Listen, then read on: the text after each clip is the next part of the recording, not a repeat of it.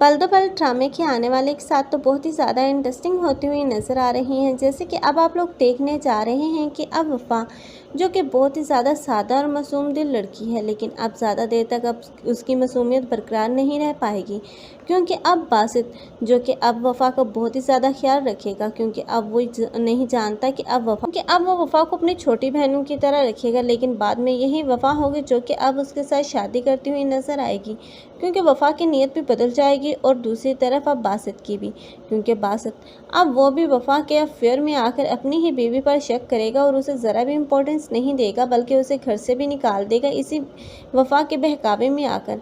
लेकिन अब वफ़ा और उसकी माँ जो कि बहुत ही ज़्यादा उतरा रही हैं कि अब उन लोगों ने उस घर में इतनी आसानी से कब्जा कर लिया और अपने कदम मजबूत कर लिए और अब वो ऐश कर रही हैं। लेकिन ये ज़्यादा देर तक चल नहीं पाएगा, क्योंकि बासित जो कि फ़िलहाल तो वफ़ा के प्यार में अब बिल्कुल अंधा हो चुका है, लेकिन बाद में उसकी आंखें तो तब खुलेंगी जब वो वफ़ा को किसी और लड़के के साथ देखेगा।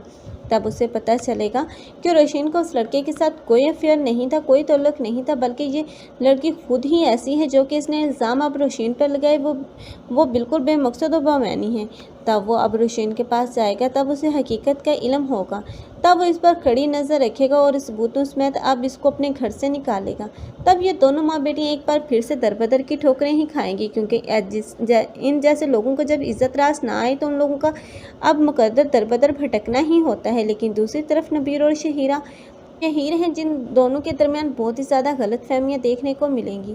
सिर्फ अब नबीरा के प्रमोशन हो जाने के बाद इन दोनों में बहुत ज़्यादा दूरियां आ जाएंगी, क्योंकि अब नबीरा के पास वक्त ही नहीं होगा कि वो शहीर को दे सकें, और ये वक्त ना देने की वजह से अब इन दोनों का रिश्ता बहुत ही ज़्यादा कमज़ोर हो जाएगा।